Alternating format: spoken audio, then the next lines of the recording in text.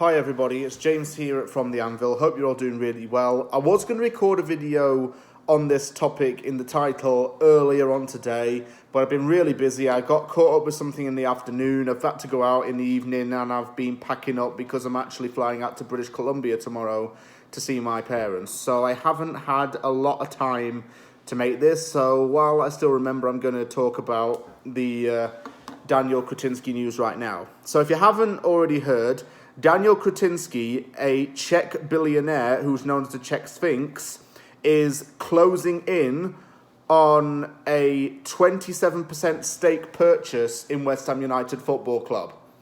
This is quite big news, especially after the Pi Capital takeover bid failed. It seems like there's a new direction coming in regarding any potential takeover. Moreover, there is a possibility that Kretinsky could end up purchasing 100% of West Ham United Football Club in the long run, should the stake be accepted. He is reportedly going to splash out £189 million for the stake, and this is quite a lot of money, obviously, but it's what he can afford. I'll tell you a little bit about Kretinsky himself. He's 46 years old, he's a lawyer by trade, and he's been a co-owner in Czech side Sparta Prague since 2004. In the last 17 years of his ownership, the club has won 4 league titles and 5 Czech Cups, and he's a very, very good investor from what I've read. What do I mean by that? He's got stakes in multiple companies overseas. He's already the CEO of EPH, which is Central Europe's largest energy firm, and that's worth around, say, £2.9 billion. It's $4 billion according to Forbes. He's also got a 49% stake in French newspaper Le Monde. He's got stakes in Footlocker and Macy's, which are 2 American brands. He's actually got the highest percentage stake in Footlocker at 10.3%. He's got stakes in Royal Mail and Sainsbury's in the UK, and they're quite significant shareholdings, which would ultimately get him a foot in the door to do business in the UK. He's also dating the daughter of what was at one point the Czech Republic's richest man. I'm not sure if he still is right now, but he's got a lot of financial connections rather. And yeah, he is dating the daughter of Petr Kellner, who was the richest man in the Czech Republic at one point. The sum of around £700 million is what he would reportedly need if he wants to seize full control of the club. Sullivan had initially said that the club was worth £600 million and wasn't going to budge on any deals with Pi Capital. So that's an increase of £100 million, and it's quite a lot of money, obviously, but it's nothing that Kretinsky can't afford. The 27% stake is quite significant. That's over a quarter of the club. And according to The Athletic, it could mean that Gold and Sullivan's days in charge of West Ham United Football Club could be limited, and they are coming to an end. And according to Sky News, there are advanced negotiations with Kretinsky to purchase this stake. West Ham hasn't made any comment about this at the current time because it's quite a private issue, but it has been going on for a few months according to several sources.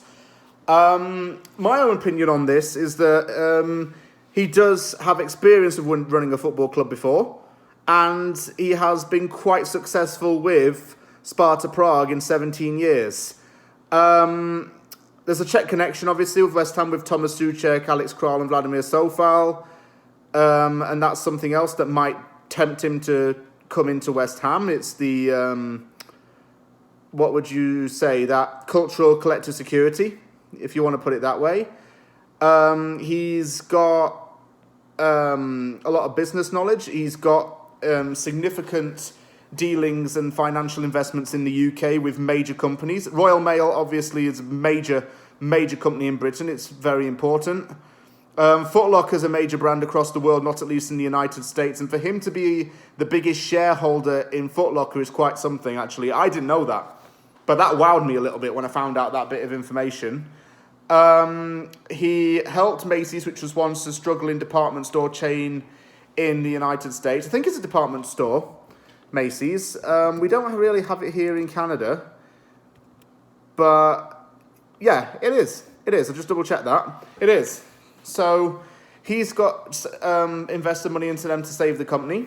He's also a very big business empire. He's got a big business empire here, not from all of his stakes and for what he holds. And he's got money coming in a lot. And if he buys it, the club, and gets this injection into the club, this money injection, David Moyes is going to have a lot more money to spend in January. And that's beneficial to David Moyes. When I first read the news, honestly, I was actually quite excited about it. I was sceptical at the same time because I was wondering, is it going to be like Pi Capital? Is there going to be some strings attached? Is there going to be some red flags around this deal? No, I don't see anything like that right now. Sparta Prague fans have said a few things about him that maybe he's not all he seems. I want to judge that myself. I mean, West Ham have had bad owners in the past, but can they be any worse than Gold, Sullivan and Brady? Can Kretinsky destroy the club's heritage anymore? I don't think so. Will he tarnish the club anymore? I don't think so. Although performances have been good as late, there are obviously still underlying issues with the current ownership. Kretinsky taking full control of West Ham would actually be a lot better, I think, than Pi Capital. Pi Capital wanted to, let's not forget, they wanted to try and expand the fan base around the world. It wasn't what it seemed. There were some corrupt figures in there. Kretinsky doesn't seem corrupt to me. He's just very good with his investments. He's very good at keeping his money very tidy. And there are no real strings attached with his business. He's been a very successful businessman. He's been a very successful lawyer in his home country. And he's looking to expand his business knowledge to other places. A football club will be a really good thing for him to have. He's got experience with it at Sparta Prague. He can put that experience to use with West Ham United. I'm hoping that something good comes out of this. I will report on a few days some opinions on what happens. But like I say, over the next few days, we've got to see what's going on with this. But yeah, I like the sound of this guy and hope something comes off of this. Thank you very much for watching this video. If you liked the video, hit the like button. Don't forget to subscribe for more content. Take care, everybody, and I'll see you all soon.